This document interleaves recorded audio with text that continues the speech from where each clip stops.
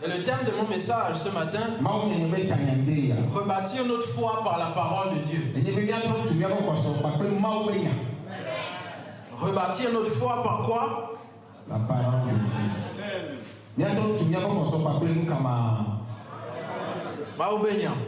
La parole de Dieu. Alléluia. Amen. Lisons Romains chapitre 10 à partir de verset 17. Romains chapitre 10 à partir de verset 17. Ensuite nous allons lire Jean chapitre 15 verset 7. Romains 10, 17. Ainsi, la foi vient de ce qu'on entend, et ce qu'on entend vient de la parole de Christ. Ainsi, la foi vient de ce qu'on entend, et ce qu'on entend vient de la parole de Christ.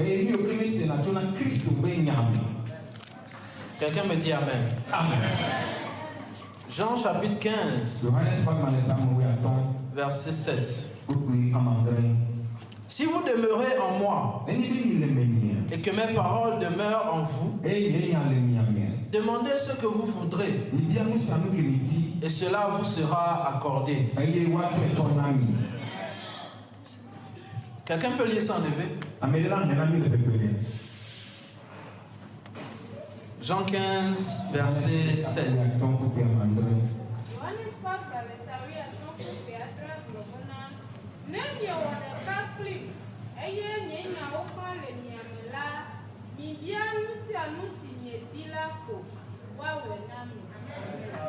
Amen. Amen. Rebâtir notre foi par la parole de Dieu. La foi, c'est de ça que nous parlons cette année. La foi pour avoir la percée.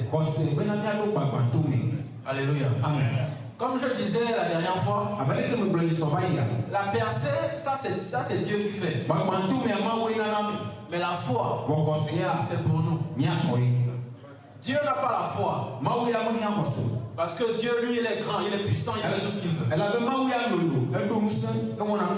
La foi, c'est pour nous les hommes. Nous devons avoir foi en lui pour avoir finalement la percée qu'il peut nous donner. Alléluia. Amen. Mais sur le chemin de la foi, il y a tellement de choses que nous devons connaître. Ne nous arrêtons pas seulement au fait que la foi, c'est croire que Dieu peut faire et puis il fait. Non. Non. La foi, c'est tout un mystère. Comment Jésus pouvait dire à quelqu'un, ta foi t'a sauvé? Comment Jésus pouvait dire à quelqu'un, qui te soit fait selon ta foi? Est-ce que c'est facile comme ça? Il faut juste avoir la foi et puis tout arrive comme ça. Est-ce que c'est aussi simple? Mais la Bible nous explique que la foi vient de ce qu'on entend. Et ce qu'on entend vient de la parole de Dieu. En d'autres termes, tout ce que tu dois entendre pour faire grandir ta foi doit être la parole de Dieu. Alléluia. Amen. Comment la foi grandit? Quelle est la nourriture qui donne la force à la foi? Quel est le carburant qui donne à la foi d'aller plus vite? C'est la parole de Dieu. Alléluia. Amen. C'est la parole de Dieu. Vous savez, de nos jours, nous n'aimons plus la parole de Dieu. Nous n'aimons plus lire la parole de Dieu. Nous n'aimons plus venir à l'église pour écouter la parole de Dieu. Nous sommes plus attirés par le spectacle. Viens et puis tu vas voir que les choses vont changer dans ta vie. Vous venez dans des endroits où il y a beaucoup de bruit et puis on vous flatte, on vous ment et puis je sais pas moi. Parce que même les prophéties de la Bible sont claires. À la fin des temps, Les gens aimeront des choses qui font plaisir à l'oreille en se détournant de la parole de Dieu. C'est écrit dans la parole. Voilà pourquoi nous croyons à la parole de Dieu. Parce que tout ce qui est écrit est en train de se réaliser. Mais une chose qui ne passera jamais, c'est la parole de Dieu. Papa a l'habitude de dire, tout peut échouer, mais la parole de Dieu n'échouera jamais. Tu peux tout perdre, mais si tu as encore la parole de Dieu avec toi, alors tu peux toujours tout gagner. Est-ce que je parle à quelqu'un? La parole de Dieu, en réalité, c'est Dieu lui-même.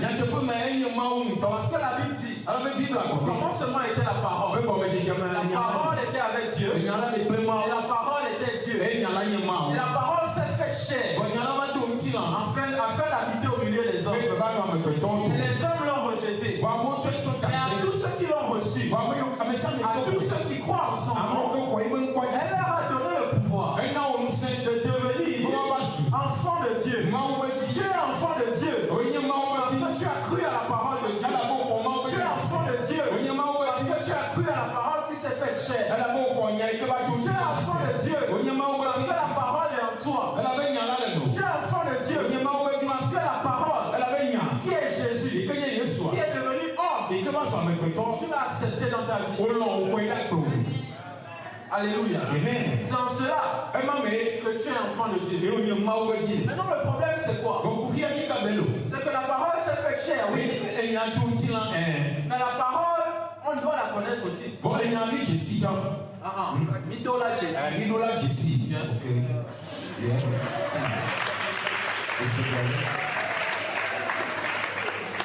La parole, nous devons la connaître. Parce que si tu ne connais pas la parole, tu n'auras pas la foi. Alléluia. Si tu ne connais pas la parole de Dieu, tu ne peux pas avoir la foi. Car la Bible dit que la foi vient seulement de ce qu'on entend.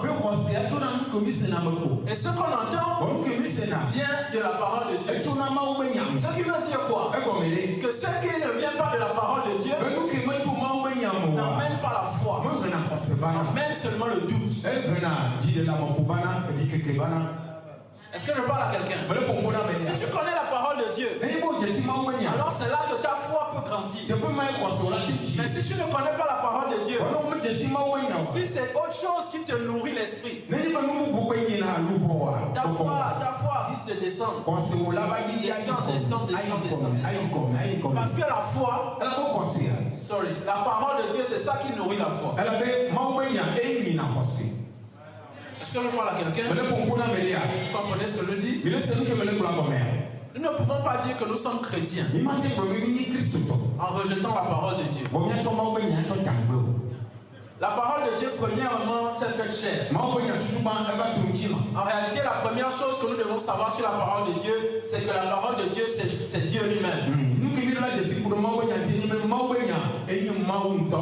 Voilà pourquoi il est arrivé certains moments dans la Bible. Dieu ne pouvait pas jurer par autre chose. Il disait, je jure par ma parole. Parce qu'il sait que sa parole, c'est lui-même. Et il ne peut pas se contredire par rapport à sa parole. Donc il disait, je jure par ma parole. Alléluia. Amen. La parole de Dieu, c'est Dieu lui-même. À quel moment tu fais l'amitié avec la parole de Dieu? À quel moment la parole de Dieu devient ton ami? Si on veut être honnête, aujourd'hui nous sommes le 15 janvier. Combien parmi nous ont eu déjà une relation avec la parole de Dieu depuis que l'année a commencé? C'est-à-dire, on a l'habitude de lire la parole de Dieu, méditer la parole de Dieu tous les jours. Combien parmi nous? Mais pourtant on vient à l'église. Pourtant on s'habille bien, on vient faire ce qu'on a à faire à l'église. Mais après ça, à part ça, qui connaît la parole de Dieu? Qui est ami de la parole de Dieu?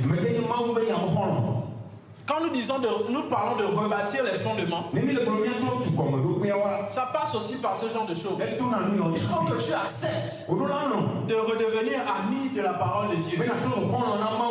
Il faut que tu acceptes que ta Bible, que la parole de Dieu puisse être ton ami. Que la parole de Dieu soit écrite sur ton cœur.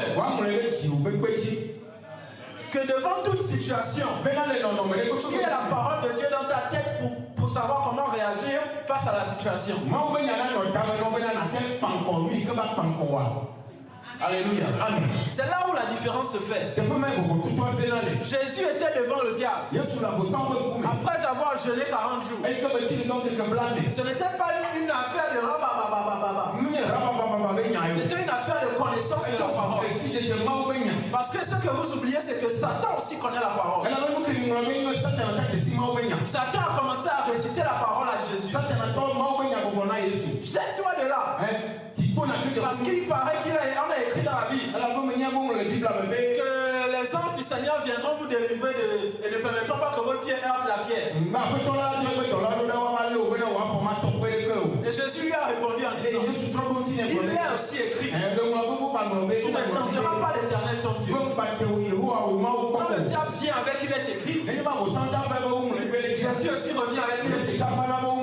C'était la bagarre de la parole. Alléluia. Amen.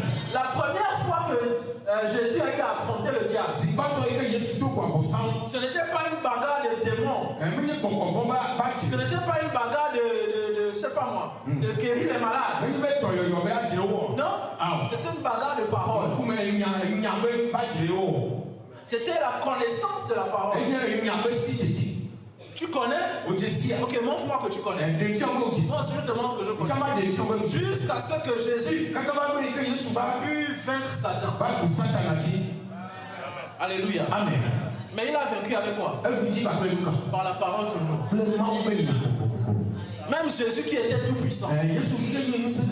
Celui qu'on dit 100% homme, 100% Dieu. Avait aussi besoin de la parole pour vaincre le diable. Laissez-moi vous dire la vérité. Il y a beaucoup de choses que nous n'arrivons pas à vaincre dans nos vies parce que nous ne connaissons pas la parole de Dieu.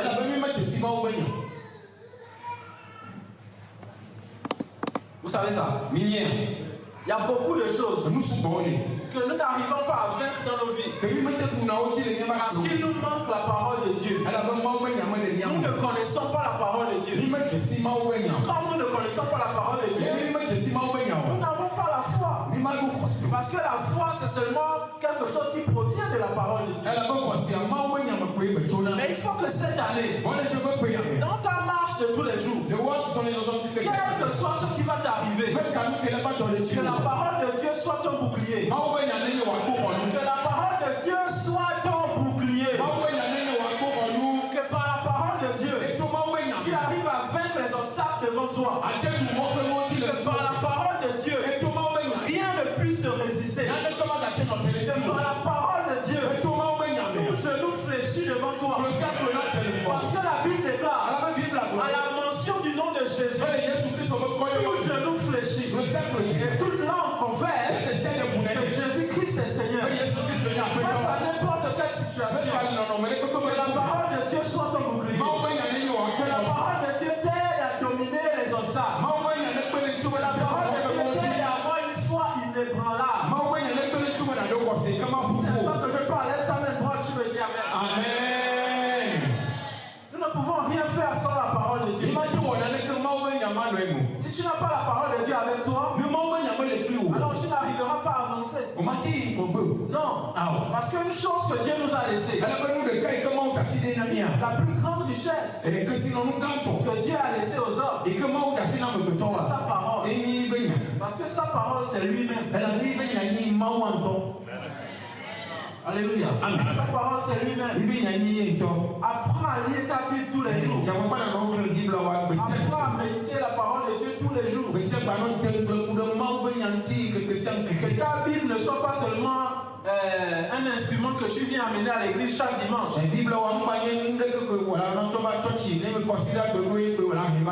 Non. Que ta Bible soit ton ami. Que ta Bible soit ton compagnon. Alléluia. Amen. Que ta Bible soit ton ami. Lis la parole de Dieu. Avec toi et tes enfants, lisez la parole de Dieu. Toi et ta femme, avec ta famille. Quand vous êtes là à la maison, ne commencez pas seulement à vous battre tout le temps. Ne parlez pas de futilité tout le temps. Prenez aussi la Bible et lisez. Comprenez ce qui est écrit dedans. Parce que la Bible, ce n'est pas seulement un livre. La Bible, ce qui contient la parole du Dieu puissant. Alléluia. Amen. Je me rappelle quand maman était encore là. Chaque soir, presque, elle lisait la Bible. Quand elle ne peut pas lire, elle me dit, viens me lire. Elle me dit, lis-moi Proverbe. Je commence à lire. Après, elle commence à dormir. Quand je vois qu'elle dort, je veux laisser partir. Elle dit, tu vas où? Je ne dors pas. Continue. Continue. Et moi, j'étais fatigué. Et je peux lire là de 20h jusqu'à 21h. Elle est là, elle dit elle ne dort pas, mais elle dort. Quand je laisse encore un peu, je veux partir. Elle dit, tu vas où? Fini, je n'ai pas encore fini, j'écoute. Ok. Je lis. À un moment, quand je sens que là, elle est vraiment partie, là, je laisse. Je fuis. Et après, le lendemain, elle me dit, hier, tu as fui, non? J'ai dit, non, je n'ai pas fui, tu dormais. Elle dit, qui t'a dit que je dormais? Je ne dors pas, hein. Quand j'écoute la parole de Dieu, je suis éveillé. Je dis, d'accord, c'est qu'on va faire. Demain, toi-même, folie. Alléluia. Amen. Donc elle aimait beaucoup lire la Bible. Hier, je me suis réveillé le matin. Je suis allé dans la chambre, j'ai encore vu sa Bible à côté de son lit là-bas. La Bible avec les lunettes. C'est là, c'est toujours les deux sont toujours côte à côte. La Bible et les lunettes. Si la Bible manque, les lunettes aussi vont manquer. Si les lunettes manquent, c'est que la Bible aussi va manquer. Alléluia. Amen. Tout ça pour dire quoi? Il faut arriver à un niveau où la Bible est ton ami. Pourquoi? Parce que la parole de Dieu, c'est Dieu lui-même. Quand tu marches avec la parole de Dieu, il faut être sûr que tu marches avec Dieu lui-même. Voilà pourquoi la Bible dit la foi vient de ce qu'on entend. Et quand la Bible dit ça, une chose que la Bible veut dire aussi par ce verset, c'est qu'il faut faire attention à ce qu'on écoute. Si la foi vient de ce qu'on entend, alors il faut faire attention à ce qu'on entend. Papa a un message qu'il a appelé le bon son, avoir écouté le bon son. Il a parlé de ça même ici. Il faut avoir le bon son. Il ne faut pas écouter toute chose. Non. Laissez-moi même vous choquer. Je crois qu'il faut qu'on se dise certaines vérités. Il y a des gens même à l'église qu'il ne faut pas écouter. Non, je vous dis la vérité. Il y a des gens à l'église qui sont comme des serpents au milieu des brebis. Des gens là, il ne faut pas les écouter. Parce que ce sont des gens qui vous amènent à la perdition.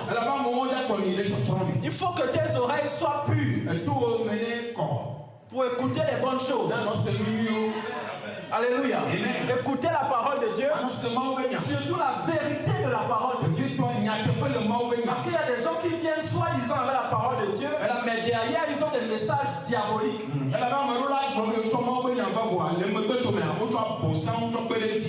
Oui, je vous dis la vérité. Il faut faire très attention. Savoir ce qu'on écoute. Surtout en cette année-là. Il faut savoir quoi écouter. Quand écouter, comment écouter.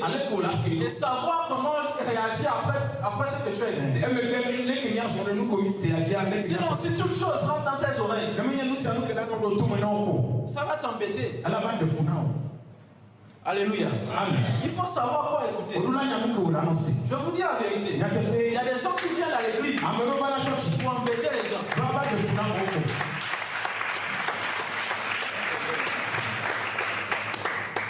C'est pas tout le monde qui vient à l'église qui est pour Dieu. Il y a des gens qui viennent à l'église juste pour briser la vie des autres. Vous allez les voir dès qu'on finit de prêcher. C'est eux qui sont à gauche, à droite en train de parler aux gens aux oreilles. Et pour contredire la parole de Dieu qui est sortie. Ou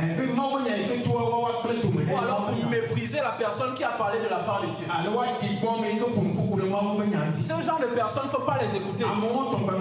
Parce que leur place VIP est réservée dans l'affaire là-bas.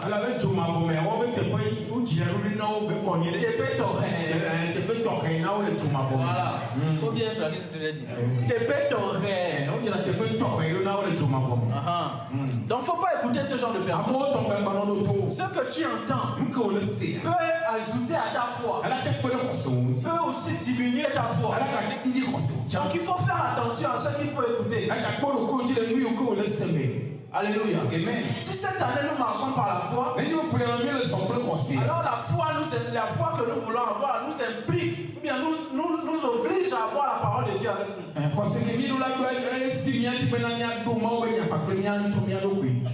Alléluia. Amen. Ça nous oblige à avoir la parole de Dieu avec nous.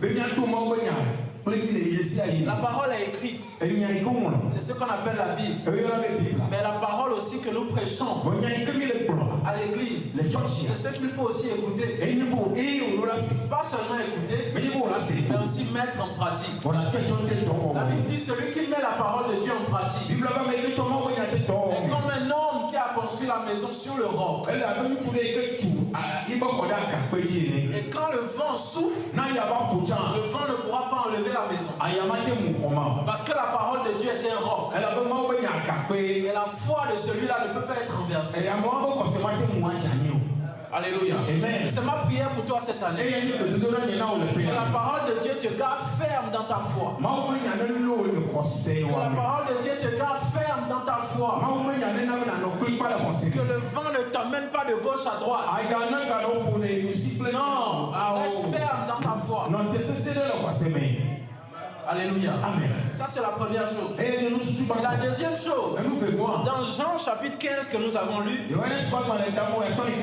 Bible dit si vous demeurez en moi et que mes paroles demeurent en vous, demandez ce que vous voudrez et cela vous sera accordé.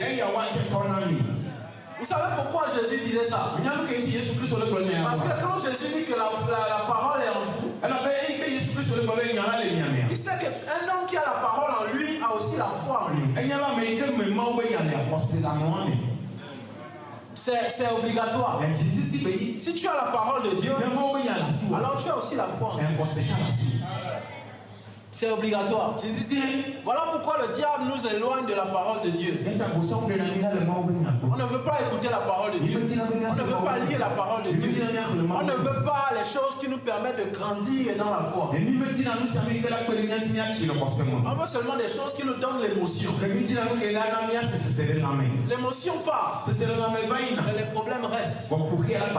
L'émotion part, mais ce qui vient après là, c'est toujours là. Comment changer ta vie? C'est ça qui doit être ta préoccupation première. Pas là où tu vas chercher l'émotion. Non. Il faut chercher ce qui va te donner la clé pour grandir spirituellement. Est-ce que ce que je dis là même quelqu'un comprend? Vous ne pouvez pas grandir dans la foi si vous n'avez pas la parole de Dieu. Et c'est une chose que je disais aussi depuis le début de l'année.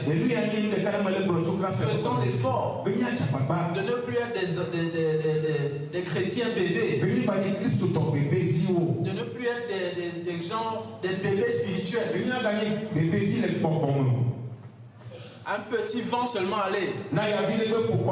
Un petit vent comme ça aller.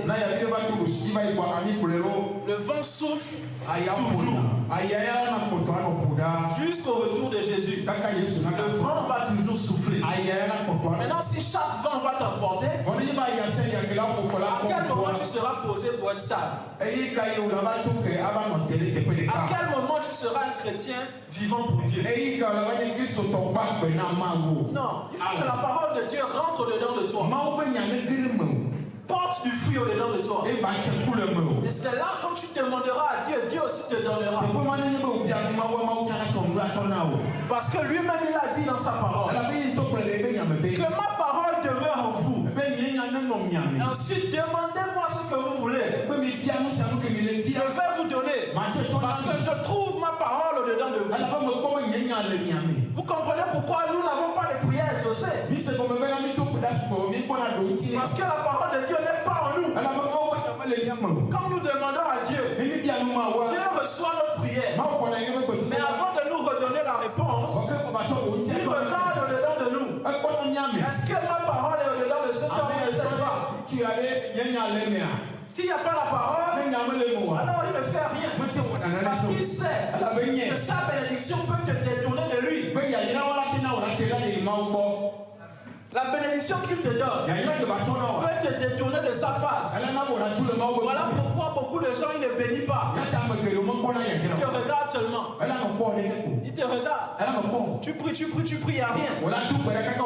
Parce que lui il n'attend pas ta prière seulement. Et il attend aussi que sa parole rentre au-dedans de toi. Vous voyez comment vous ne me dites plus amen, non? C'est ça, moi-même je sais. Ça là on connaît ça. Mais ce que je dis là, ce n'est que la vérité. Si vous ne mettez pas cela en pratique, ne vous attendez pas à recevoir quelque chose de Dieu. Parce que Dieu c'est pas un bouton qu'on vient appuyer quand on a besoin de lui et puis il nous donne ce qu'on veut. Non, non, non. Dieu c'est un Dieu souverain. Il agit comme il veut. Quand il veut le faire, il le fait. Mais ce qu'il attend, c'est que nous puissions faire notre part avant que lui aussi fasse sa part. C'est comme ça que la vie de l'homme peut avancer. Alléluia. Amen. Tu fais ta part, je fais ma part. Tu fais ta part, je fais ma part. C'est comme ça que Dieu fonctionne. Ce n'est pas un Dieu qu'on vient seulement demander et puis nous donne. Comme Papa Noël. Non, non, non. Dieu c'est un Père. Et il attend qu'on ait une relation avec lui. Cette année, le temps est passé, je veux conclure. Cette année, il faut faire l'effort de marcher avec Dieu. Cette année, il faut faire l'effort d'avoir la parole de Dieu au-dedans de toi. Avec toi et ta femme à la maison. Excusez-moi, je sais que je ne suis pas marié, je ne peux pas vous conseiller. Mais ce que je sais, c'est que la parole de Dieu peut réunir même un couple. La parole de Dieu peut amener la paix là où il y avait des problèmes. La parole de Dieu peut restaurer la vie des gens. Alléluia. Amen. Ce dont nous avons besoin, c'est d'avoir la parole de Dieu avec nous. Et grandir avec cette parole. Ça ne veut pas dire qu'il n'y aura pas les obstacles devant nous. Non, les vents vont toujours souffler. Les choses vont toujours se passer. Mais si la parole de Dieu est au-dedans de toi, quel que soit ce qui se passe, tu sais que la parole de Dieu est en moi. Alors moi je ne peux pas être bousculé. Alléluia. Amen. La parole de Dieu, c'est le plus grand roc que Dieu peut nous laisser. Si tu as la parole de Dieu dans ta famille, il y aura toujours des problèmes, c'est vrai. Parce que Satan a toujours le droit de faire ce qu'il veut. Mais comme la parole de Dieu est avec toi, il y a des choses que Dieu ne permettra pas d'arriver dans le monde. Alléluia. Ce matin, je ne veux pas trop compliquer la parole. Non. Ce qu'il faut savoir, c'est que nous devons marcher avec la parole de Dieu. Afin que notre foi puisse continuer à grandir. Que notre foi puisse atteindre la perfection que Dieu veut. Alléluia. Amen. La parole de Dieu. La parole de Dieu. La parole de Dieu. En invitant la parole de Dieu dans votre maison. En réalité, vous invitez Dieu lui-même à venir. Parce que Dieu se cache dans sa parole. Alléluia. Est-ce que quelqu'un comprend quelque chose? Il faut marcher avec la parole de Dieu. Sortir de ce culte. Prends la décision. Au moins un verset par jour. Je veux le méditer. Pas lire seulement comme un livre ou bien une histoire qu'on te raconte. Non. Tu prends la Bible. Tu prends un verset. Par exemple, Jean chapitre 1 verset 1. Au commencement était la parole. La parole était avec Dieu. La parole était Dieu. Tu relis ça. Tu relis ça. Tu relis ça. Tu relis ça. Jusqu'à ce que l'Esprit de Dieu ouvre ton entendement pour comprendre ce qu'il veut dire.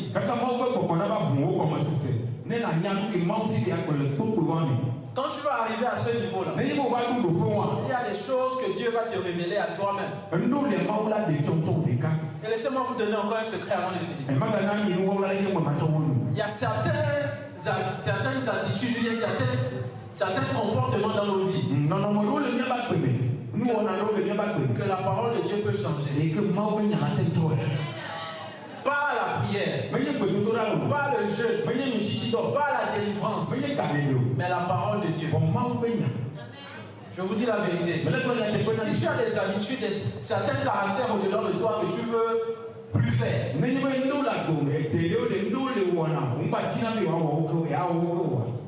médite seulement la parole de Dieu. Et tu vas voir que ta façon de te comporter même va changer. Parce que la parole de Dieu va avoir de l'effet dans ta vie. Ce livre que vous voyez, ce n'est pas un livre simple. C'est un livre très spirituel. C'est un livre qui peut t'amener à la perfection de Dieu. Quand tu le lis, quand tu le comprends, il peut changer beaucoup de choses de ta vie. Alléluia. Amen. Je sais que nous sommes pris par les soucis de la vie. Je sais que nous avons beaucoup de défis dans ce monde. Mais que la parole de Dieu ne s'éloigne pas de nous. Que la parole de Dieu ne s'éloigne pas de nous. Que la parole de Dieu ne s'éloigne pas de ton foyer. Enseigne tes enfants selon la parole de Dieu. Alléluia. Amen. La Bible dit instruis l'enfant selon la voie qu'il doit suivre. Quand il sera vieux, il ne s'en détournera pas. Il ne se détournera pas de quoi? De la parole de Dieu. Nous autres que vous voyez là, nous avons été enseignés par la parole de Dieu. Depuis l'enfance. C'est cette parole-là qui continue à nous aider aujourd'hui. Ne perdons pas la parole de Dieu. Amen. Amen. Alléluia. Amen.